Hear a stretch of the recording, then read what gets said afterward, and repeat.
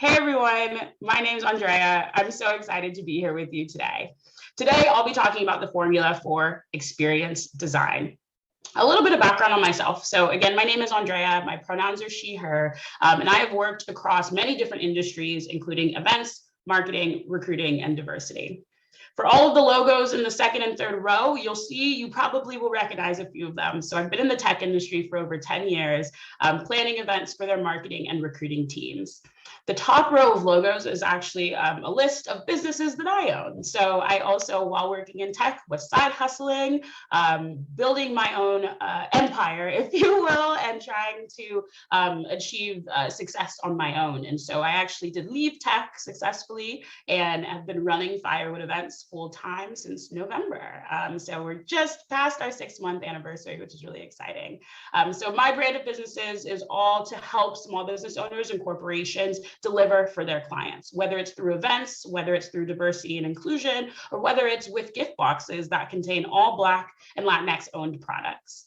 So when you think about events, what comes to mind first?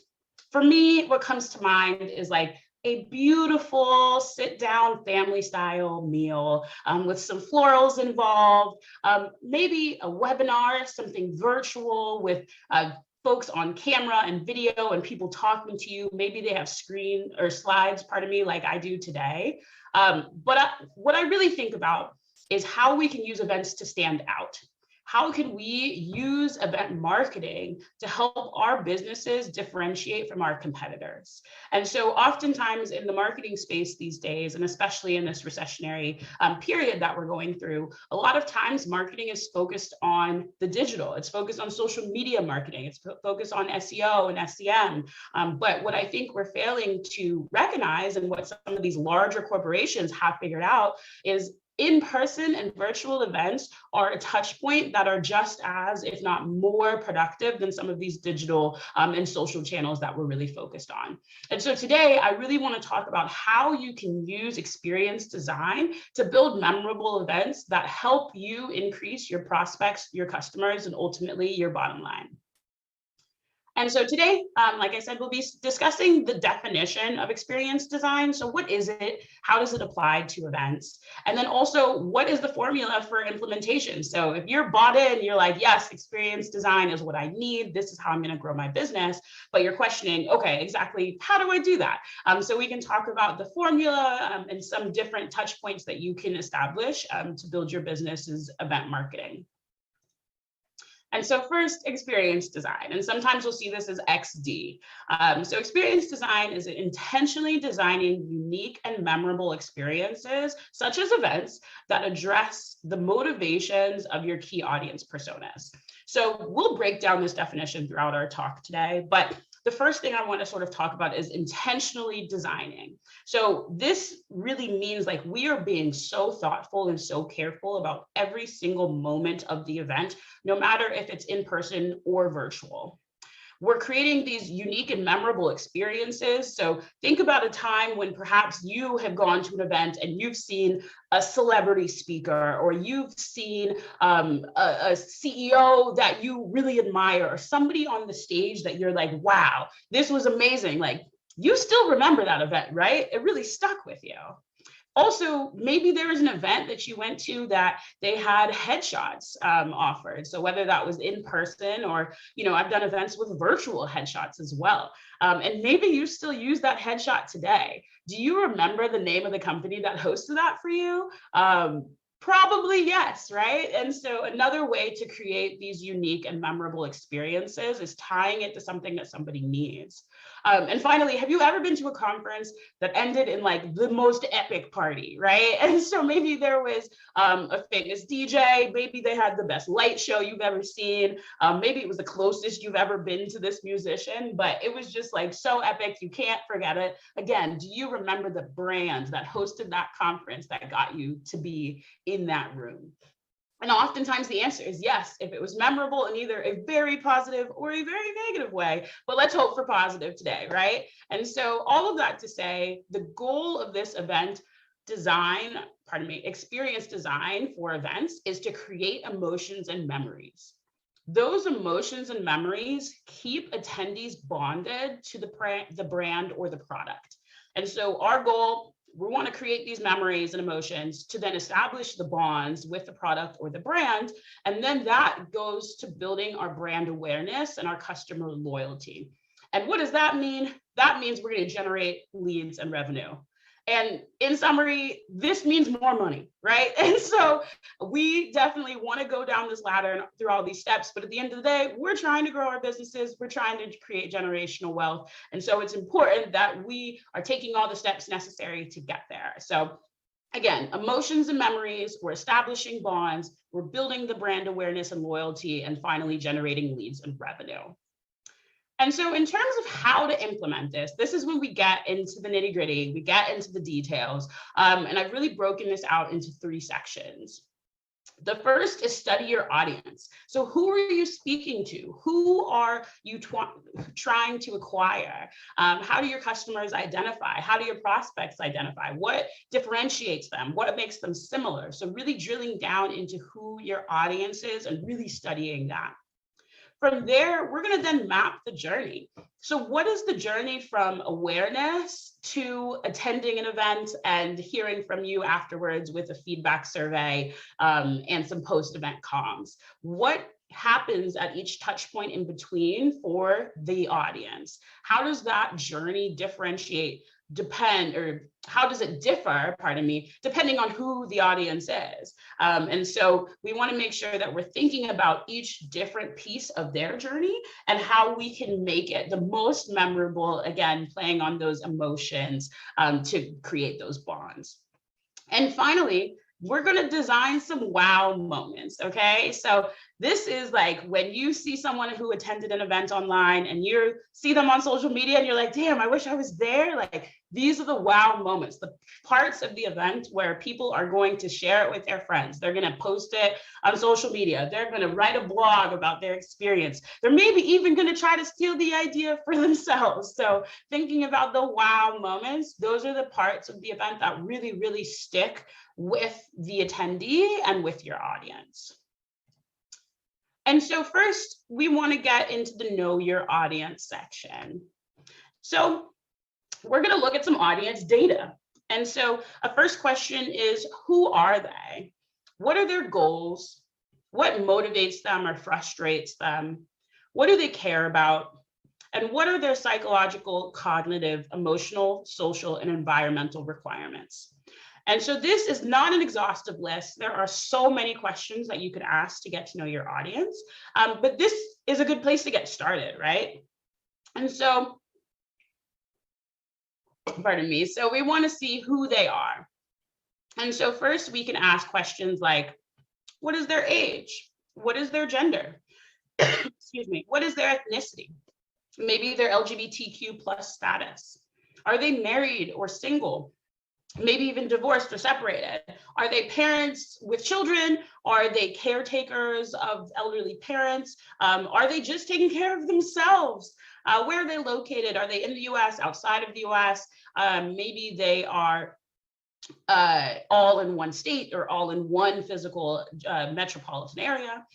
Dietary restrictions. Are they meat eaters? Are they vegetarians, vegans, etc.? And so really thinking about the demographics of your audience. And so let's say that we have polled the audience, we've taken all of the data that we can, and we've learned that our audience has a lot of parents. So how do we use this in the experience design of our events? So we think about childcare. So maybe it's an in-person event and we have a room where folks can drop their children off and be watched by a licensed babysitter. Or it's a virtual event where there's a breakout room and we allow people to sign in twice, and the breakout room has a teacher or a magician or some sort of entertainment. So their child can be sort of on the side in a breakout room being entertained while the parent is participating in the event. Maybe we polled the crowd and they're younger. They're all under the age of 25, maybe 18 to 25 is your target demographic. Then we're thinking about how to use technology a little bit more to engage this audience, whether it's an event app, maybe it's a social media integration, maybe it's a custom overlay on Instagram or Snapchat. So thinking about how to engage folks based on their use of technology, essentially.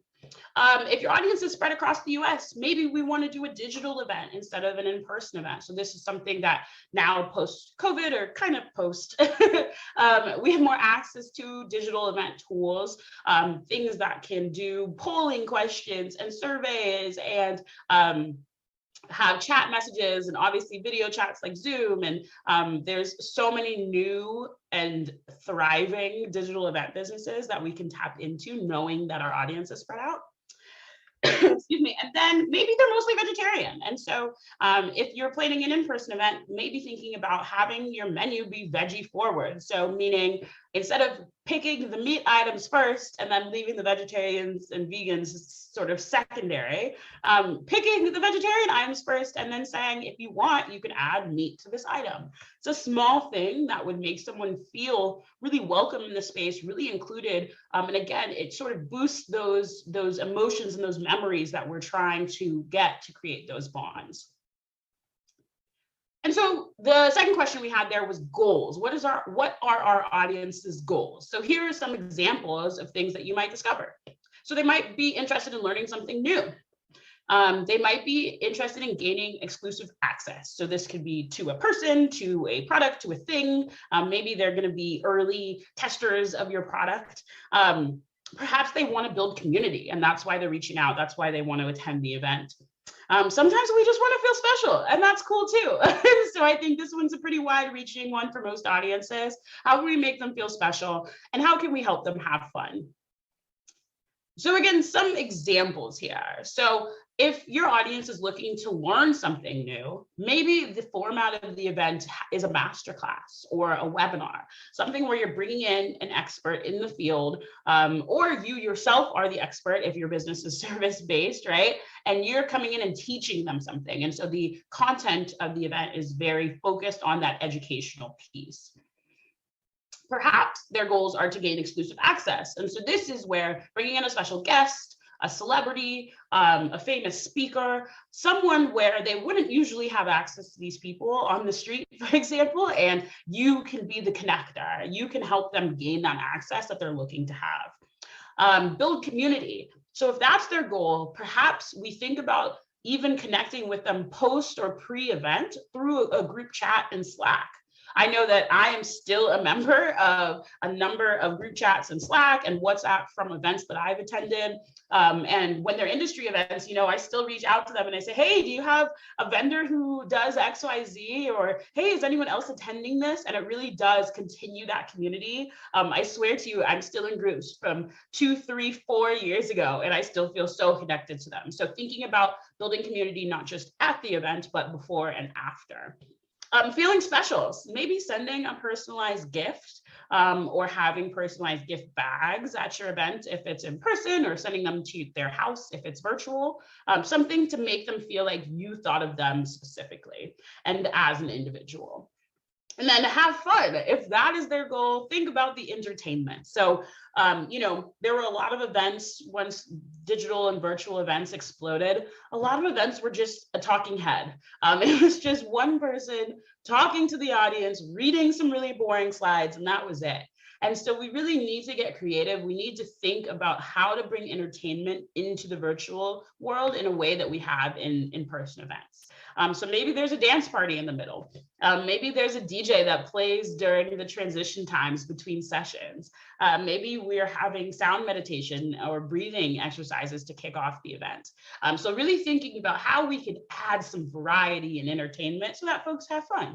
And obviously these are just a few examples. So we can talk about examples all day, every day. I love it. Throw some in the chat if you have them as well.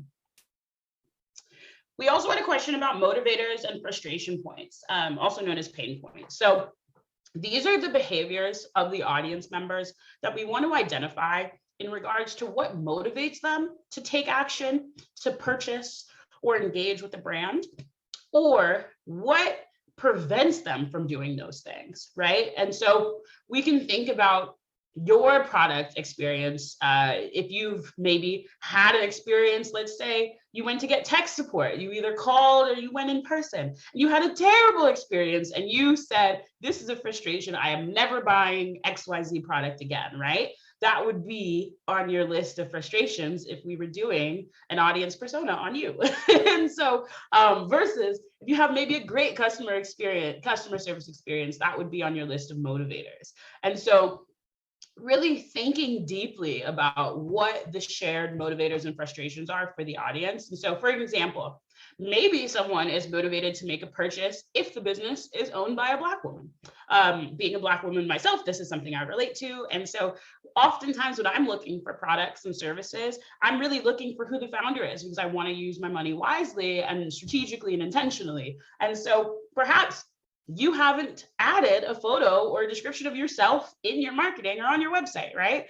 You want to be sort of anonymous, which is cute, but maybe you're missing out on the audience that is motivated by knowing who the founder is and what their identity is.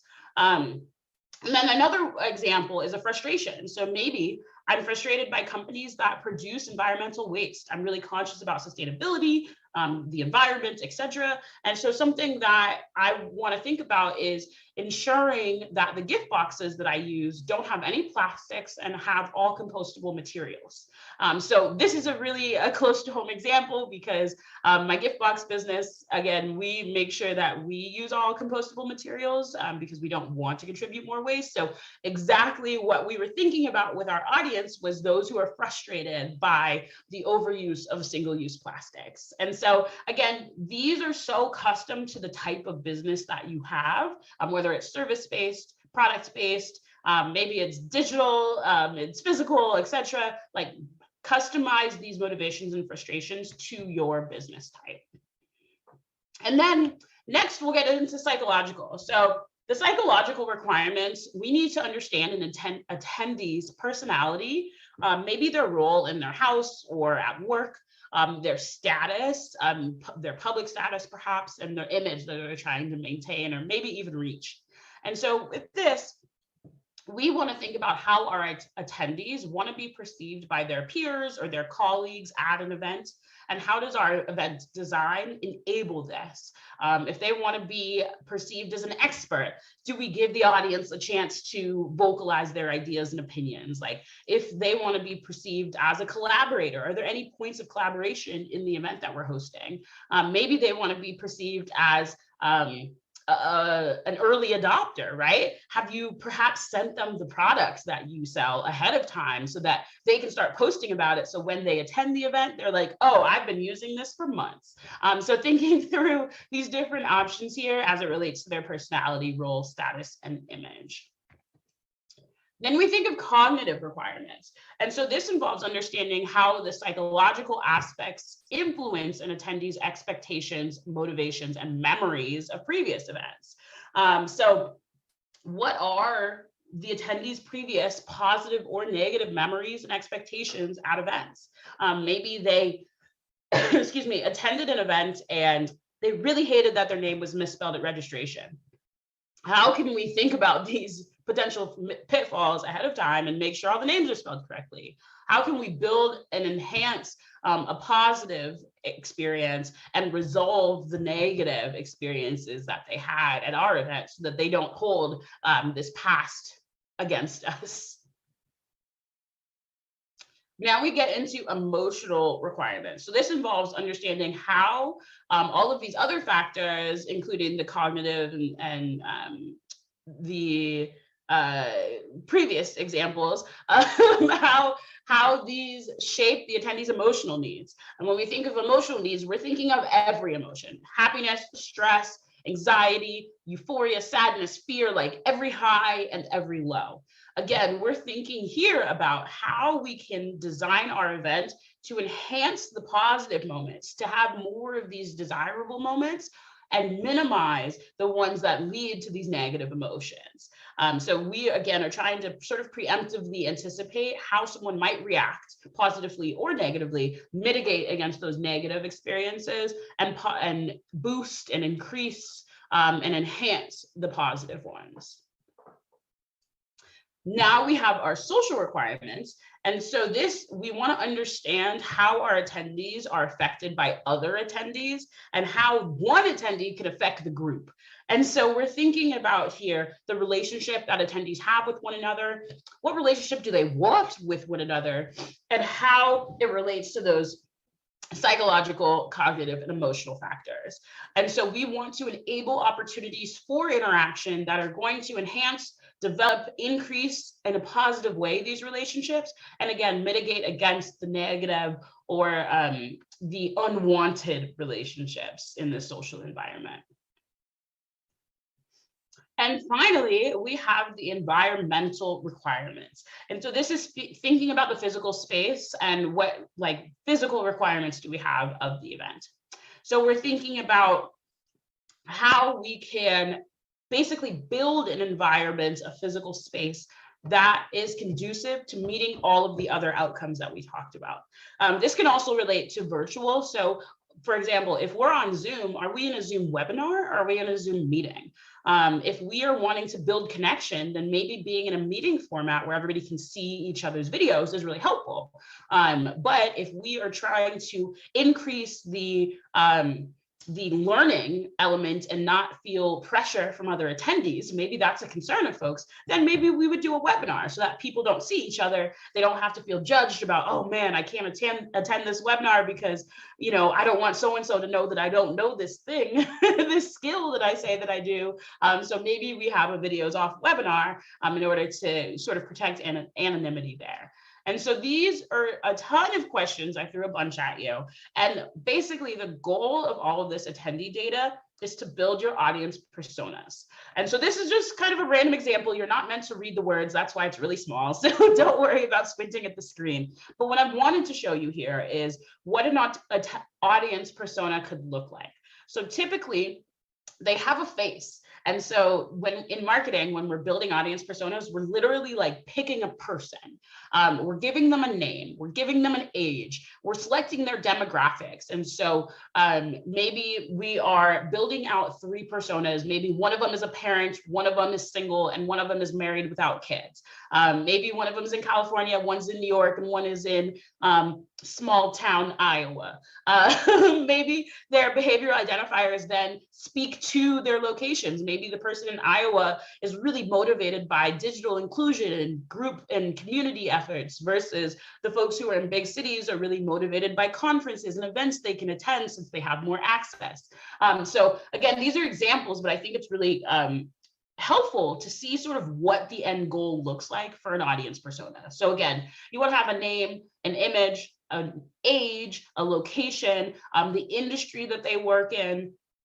Oftentimes you'll have personality traits on a scale. So you can have someone being a little bit more extroverted, a little bit more introverted, or somewhere in the middle. Maybe someone is a little bit more creative, a little bit more analytical, or somewhere in the middle. Maybe they're really loyal or really motivated by money or what have you. So putting in their personality and then putting in their goals, frustrations, and motivations like we talked about previously. And then also oftentimes you'll see brands on customer personas. So thinking through what are some brands that this person has an affinity towards? I don't like to name drop and promote different brands, but let's just say you're into really clean design. And so this person really likes Apple, or you are into a more friendly, inviting approach that has sustainability built in mind. So you think about Lyft's electric bikes, or, there's different ways to think about the brands that people are motivated by. But again, having them be sort of with your industry and within your industry and outside of your industry is also very helpful. So you can see different trends and commonalities between them. Okay, so next, we know our audience now. Now we are going to map the journey. And so what does that mean? So journey mapping is basically taking us through every touch point that an attendee will have related to an event. So it starts at awareness. Awareness could be everything from receiving an email invitation to this event. It could be seeing your post on LinkedIn talking about this event. It could be somebody else tagging you in a post on LinkedIn saying, hey, check this out. So awareness is really like the first few times that someone learns about the brand, the event, etc.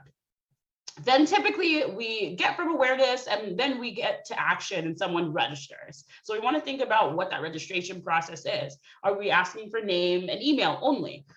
Do we want to use this to get some audience data? So maybe we're asking for age, location. Maybe we're asking for industry. We're asking for title and company name. What do you want to get out of this registration? Registration forms, I think, are the most useful and the most forgotten tool because it's free data. And so while we want to be mindful of the experience and not require too much, we also do want to use this time to get the data that we can use to build the best event for our audience. And so keep in mind, registration is a very important part of the journey.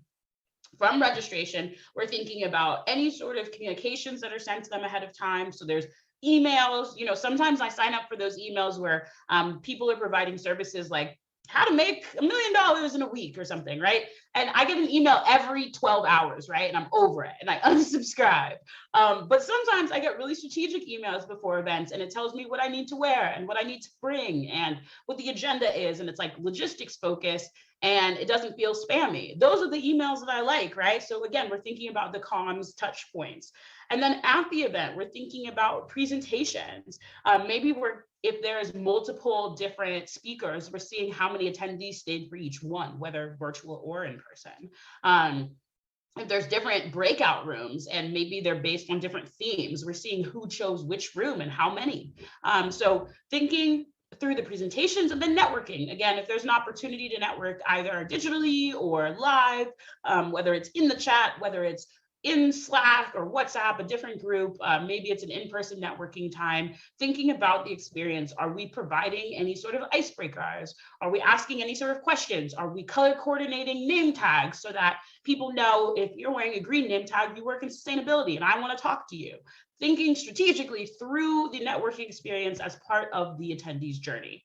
And finally, post-event. So we're thinking about the survey and post-event communications. Again, trying to anticipate any challenges that people might have, any questions that they might have. We want to get ahead of them and be able to provide all of these things without them asking. So we know one of the most common questions we get on virtual events are, is this going to be recorded? Is it going to be sent out? Right? And so let's anticipate that and include it in all of our comms. Say it at the top of the event. Put it in writing in the chat. All of these things so that folks don't even have to ask the question, you already thought about them. So some other considerations while we're journey mapping are the 5 senses. So see, hear, touch, smell, taste. As we are planning the event and planning each touch point on the journey, consider how we can incorporate the 5 senses. Again, it gets a little bit more challenging when you're virtual, but it is absolutely still possible. So when we're thinking about seeing, we're thinking about visually, what are they seeing? Is there a variety of things and people that they're seeing? Is it just one image the whole time? What are they hearing? Is it one voice, many voices? Is there music? Like what types of things are they hearing? Is there anything they can touch? Maybe there's, you ask for them to grab a piece of paper off their desk, or if they're in person, maybe there's a folder that they have access to. Smell, again, virtually kind of challenging, but maybe you send them a gift box ahead of time and there's a candle and you ask everybody to light it. Or taste, maybe in that gift box, there's barbecue sauce that is local to the city that you were from and you're hosting the event in, and you want everyone to take a taste so they can feel like they are where you're from. There's ways to get creative about this, but the memorable experiences are when you can evoke all 5 senses. So it's really important to keep these things in mind. Additionally, you want to consider the 4 types of learners. Again, we're talking about the journey mapping, and so we want to be really considerate of the different learning types that we'll have in the audience, so that while we're building the agenda, while we're building the different touch points upon the journey, we can make sure to engage everybody and sort of meet them where they are. And so Learning types. So we think about these four. So first we have visual. So this is someone who learns by seeing. People who learn by seeing like a lot of pictures. They like a lot of charts, a lot of graphics, maybe even slideshows and having lots of decks. So having something they can look at to learn. The auditory learners. These are people who learn by hearing. So for this type of learning, we want to definitely include verbal instructions. Maybe there's a point of the event where we go into breakouts or we turn to the person next to us and you repeat what you learned to a friend. Maybe this is where we have group discussions, right? So learn by hearing so they can have many different touch points to hear. People who learn by reading and writing. This is when maybe you want to send a book list, folks who want to do some reading ahead of the event or after the event to dive in deeper. We want to have note takers or encourage people to take their own notes. Maybe you have notepads for them. Worksheets, you can send out a worksheet ahead of time so that people can fill in the worksheet while they're on a virtual event. And learn by doing. So these are our kinesthetic learners. This is where we want to incorporate body movements. We want to think about our tactile learners, people who need to have their hands on, sort of touch and feel experiences to really fully absorb the information. And so now that we have learned our audience, we have mapped the journey. So we've established the different touch points for our audience. We also want to add in the wow moments. So let's talk about how to design these wow moments. Okay, so first there's a concept called surprise and delight. And so surprise and delight is really, I mean, it's pretty literal. It's like you want to give your audience something that surprises them, something that they weren't expecting, and it'll put a smile on their face. So an example here is sending a care package to either current or potential customer. If you know, for example, that they're with child or having a kid soon, they're pregnant, you could send them a onesie with your company name on it and a little care package. Maybe you know that they are going to be pregnant at your physical event. You have this care package for them. Maybe they are breastfeeding and you make sure in their welcome materials to tell them where the room to breastfeed is. So something that really surprises them, makes them feel special, makes them feel like you thought about them in a way that they hadn't even considered, right? And so the studies show that 94% of customers who received a special gift or recognition from a company felt more positive about the company. So 94%, this is pretty much a flawless method. And so you can think about other things like if you want to send like a surprise and delight, like a free coupon, maybe you sell jewelry and it's like free ring with your purchase. Something just to make people feel good is going to help them feel better about your company. And then of those 94%, 34% of those customers said that the experience of receiving that surprise gift or special recognition led the company to more business.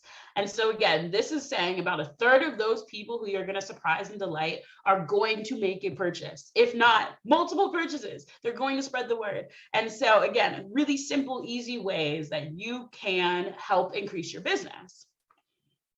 Another example is customization. So this is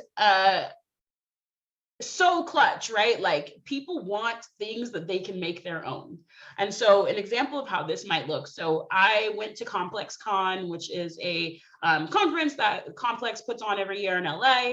And Nike had this huge sort of event experiential booth. And what they allowed you to do was customize your shoes. So it's on brand, it promotes their product, and it hits the point of customization. And so folks could leave having a custom pair of Nikes, and I'm damn sure they think about that experience every time they wear those shoes and every time they get a compliment, right?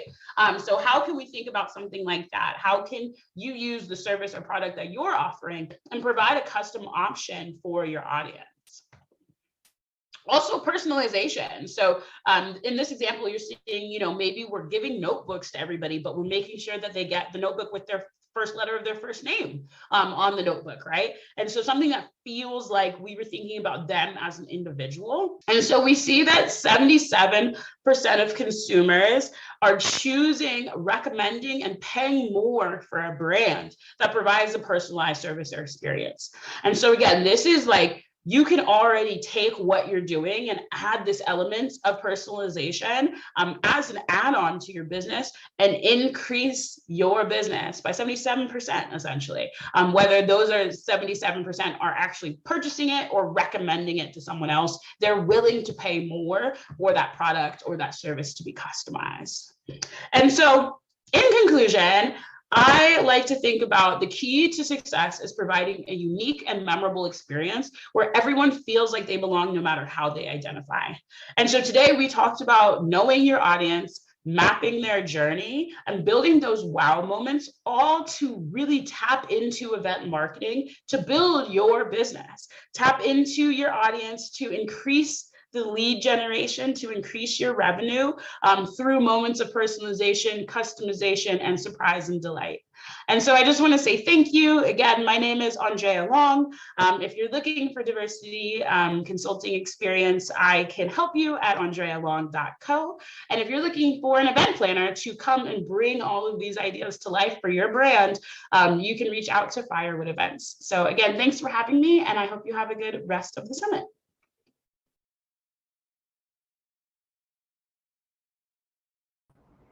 So amazing. Andrea, you were just backstage and it flipped off. Let me see if I can pull you up. Okay, I see you again. I'm bringing you on, Mama. Can you hear me okay? Yep, I can. Hi. That was so rich, sis. So rich. And I have to ask, is your co-founder on the Asayo side, Kelly Nayo? Yep. We're cousins, actually. What?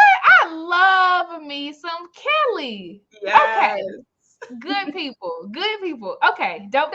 I'm not going to take any of your time, sis, because folks have a lot of questions and we want to get to all of them. Okay. But so rich, so detailed, and so needed for us. I'm going to show the first question on the stage, and Alexis, get ready to maybe raise your hand if Andrea wants more context. So Alexis asks, from an attendee point of view, is there a way to spot or find events that have used experience design services? So yeah, I mean, I would love more context if you are able to come on screen. I have some initial thoughts, but if you're here, I would love that. Here, can you hear me? Yep. Okay, so this is actually a really huge pain point for me because, obviously we have to go to a lot of events as a CEO and entrepreneurs. And oftentimes, like I use like Eventbrite to find events. And then I go to these events and it's like, I'm not sure this is for me or it was meant for me. Or there will be times where, I'll go like to tech events and they have a DJ and the music is playing so loud that I can't get my bearings. I can't talk to anybody. I can't make connections. So is there any way to determine if an event has done this type of work so that I'm not wasting my time? I'm already like super introverted. I didn't want to go in the first place, but now I've talked myself into going. I want to make sure that I'm going and I'm actually walking away with connections that are going to move my business forward. Gotcha. Okay, cool. So initially, I would say probably not, but I think that there are some ways that I would go about it. So like, first of all, I would look at the invitation and see like, how detailed is it? Like, how much information are they giving? Is there someone that I could reach out to? I would maybe reach out to the organizer and say, hey, here are my goals. Like, here's what I'm looking for. I just want to check in. Like, is this that type of event or is this not? And maybe ask some questions. I think that trying to spot an event that has like been well designed and has, experience designed in mind might be a little bit challenging, but thinking through, even if you do register for the event, like, are you getting communications ahead of time or is it crickets? Like things like that might signal to me someone who has been more thoughtful in their planning. Do you get a frequently asked questions document before the event or not? Like, do you get the link ahead of time if it's virtual, or like, are you waiting until an hour before to know where the location is? Like little things like that would signal to me that they have a planner who's really being mindful of things. But frankly, I would just reach out, especially if you don't want to waste your time. reach out and ask them, is there going to be a networking portion? Is the music going to be low enough where I can have a conversation, or is this more of a party? I love it. Thank you so much. I don't want to take up any more time. Thank you. For sure. Thank you. Thank you, Alexis. And I hope you see this, Andrea. The chat is blowing up. Like, you are getting so many standing ovations and wows. And so please soak this in. I agree. Like, you killed that. Thank you, everyone. I know it was like a lot of information, a lot of content, but I think it's so important because these are things we don't necessarily talk about and necessarily think about. So I tried to put as much as I could in there. So definitely watch that. Listen, you did that. Yeah, I'm gonna hit you up on the side about these in-person pilgrimages we're gonna start doing. Yes. You got it, sis. You got it. Okay, so this one is from Crystal Pollen, and she asks, in studying your audience, how do you get to the level of detail, so psychological, demographic, etc., suitable to build an audience persona? Yeah. So this is a great question. So there's a few ways to go about this. And again, my background is in marketing. So I often think about like how marketers and how marketing teams will do this, and how we can translate that into us as small business owners. So first, like I said, if you are planning an event, use that registration data. It's highly missed. People overlook it all the time, but like it's a place where people have to fill it out, right? And so you're going to get some information there. A lot of surveys are helpful. So if you do one of those like, hey, fill this out and be entered in a raffle to win $100 type surveys, you can get some important questions answered there. Or even if maybe you have a product and it's like, you get 10% off, 15% off for filling out this survey. Surveying data is really important. And then also, look at the trends of your audiences. So maybe let's say you send out a newsletter, and in that newsletter, there's maybe 3 CTAs. There's 3 areas where you can click. Look at the data to say which ones are people clicking. Like that will show which one they were motivated by. So you can get really creative with, depending on what your business is and how you communicate with folks. I think there's like different approaches to collecting data. There's not one size fits all kind of approach. So definitely use different data points or different sources of the data is what I would say. I say so good. Look now, Andrea, you had like our marketing manager isn't here in the comments going off. I love that y'all see it too. Our rising creative director, yes, sis, you're gonna get some business from all of us. Okay, I'm ready. We're ready for you. We appreciate you. So this one is coming from Dr. Denise, and she asks, is there a checklist available for the demographics and behavioral identifiers for our audience that you shared from your presentation? I haven't seen a thorough checklist, so maybe Firewood Events will make one. But I will say some resources that I use a lot that I could recommend, like HubSpot usually has a lot of really good blogs and a lot of really good resources. So I might check to see if they have one there. What other, like Splash That is a virtual event platform, similar to AirMeet, where they're more on the registration side actually, but they have a really intense a detailed blog, and so Splash That might have some good resources, but I haven't seen honestly one comprehensive checklist that I could recommend right now.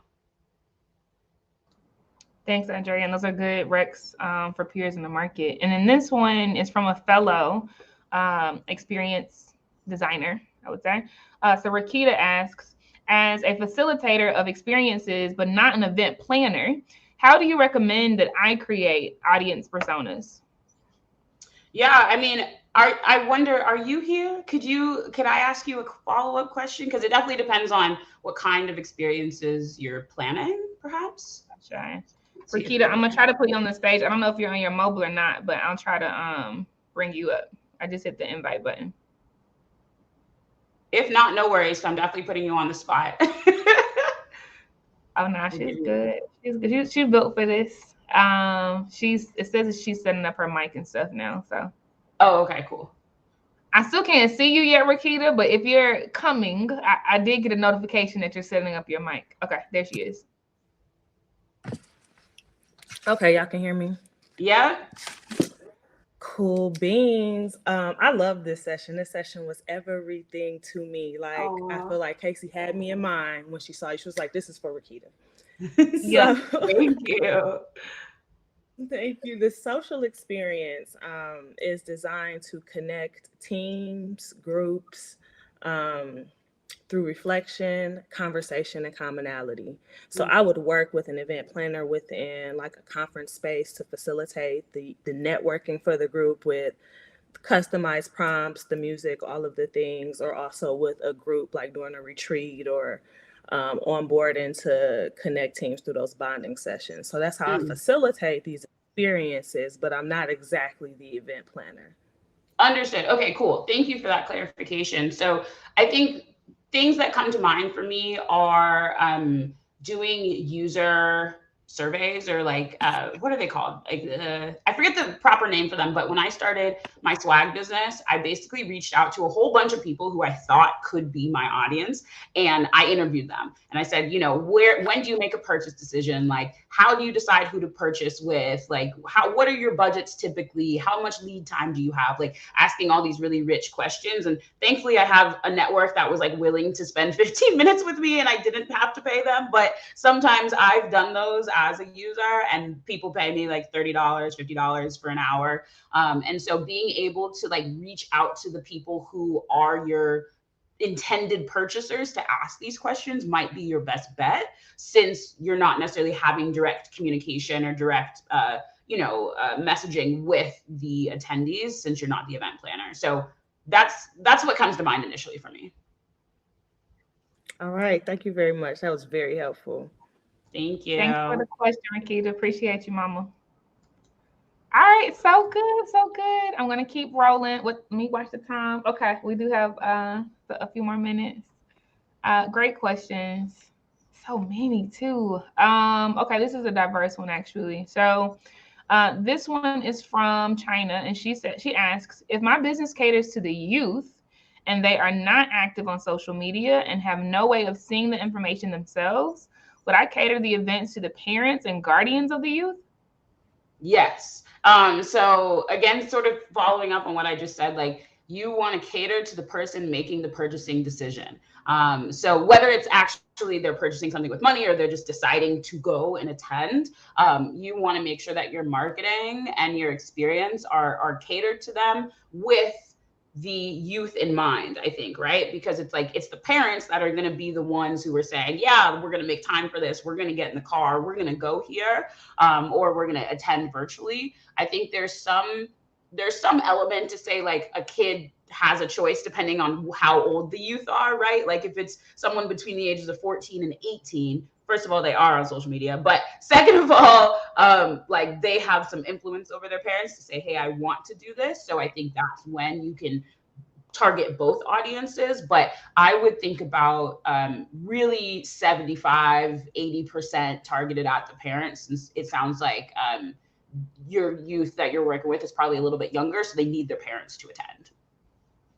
So good. And I'm glad someone asked that question.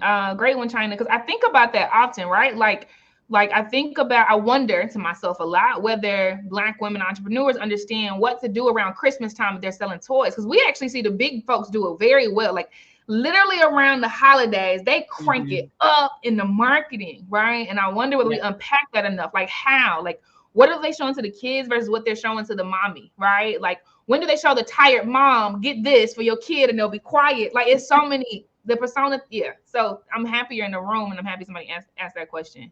Beautiful. All right, Ursula, I'm going to show your question on stage, but you might need to raise your hand. Just hit the right hand button for more context, just in case Andrea needs more context. But the question asks, have you ever designed an event considering the host or hosts or even administrators as the user?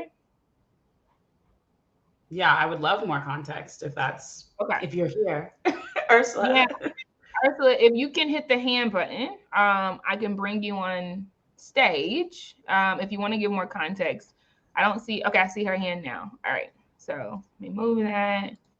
Ursula, you have the mic now. So when you're talking about designing an event, experience, like an experience design, it's not, and it's like a final product. It's an experience for the participants or attendees, but it's also an experience for the people hosting it or administering it. So what kind of product are you talking about, Ursula? I think that might be helpful. For example, the whole, because there's a whole experience with administering events or whatever, like I don't know, like for people who have to host and administer events, like how difficult it is for them to put on the show, like everything from intake to logistics, what tools do they have available, whether it's paper tools, maybe paper applications, maybe those tools are digital, these are digital forms, or maybe it's a interactive digital form. What so part? You mean more like have I ever designed an event for other event hosts or administrators? Right. Gotcha. So I have not. I have led event teams in my corporate life. So I've trained like event coordinators to come on, but I haven't hosted an event like that. Great business idea. Thank you. Maybe I will. But I think it's a really interesting point, right? Because as event professionals, like it's really important for us to trade knowledge and for us to share resources and for us to say, hey, I tested this thing out and it didn't work, or I tested this out and it did work. I'm a part of a lot of different communities, online communities with event professionals. And so that's where, frankly, I get a lot of my knowledge share in regards to here's this new tool, or like when AirMeet came out, I remember people were talking about AirMeet versus like, why would I use AirMeet versus Hopin, for example. And so finding those communities has been really helpful to me. I personally haven't hosted something for that community, but I definitely like see the value. And if you want to DM me on LinkedIn or on the side or whatever, I'm happy to share some of those communities if you are an event host yourself. That'd be great. Thank you. Awesome. Thanks, Ursula. Great. I agree. Such a good question. And I will say, somebody in the market that does this very, very well, what Ursula is talking about is AirMeet. Like, they do not send an event for the sake of sending an event. And I actually attend their events, and they're not targeting my audience. They're targeting me. It's very deep, right?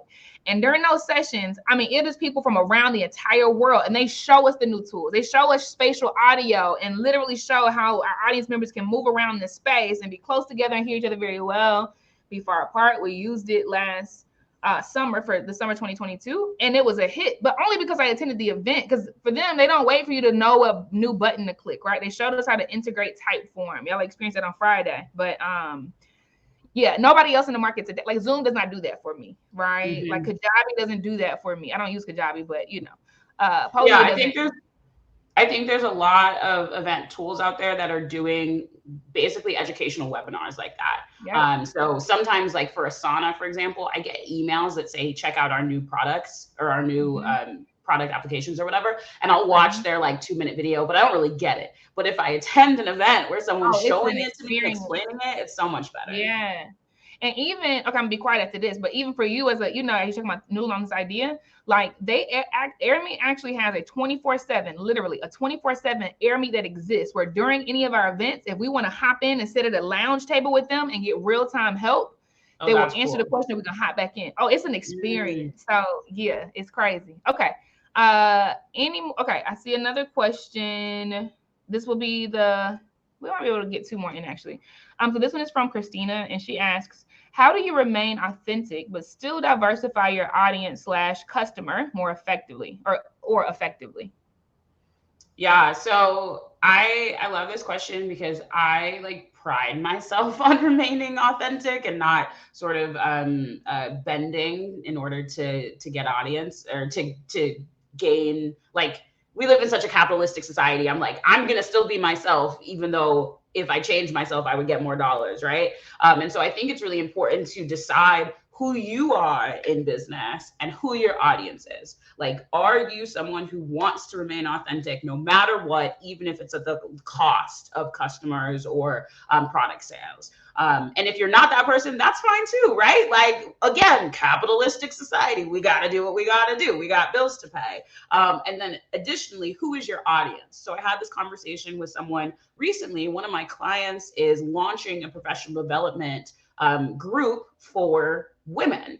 And she brought me on Firewood Events to host their launch event. One of the first conversations I had was, okay, I know you're a Black woman. I know all of the photos you've posted have been of Black women, but nowhere on your website or nowhere in your marketing does it say that this group is just for Black women. And so is this group for Black women, or is it for everyone?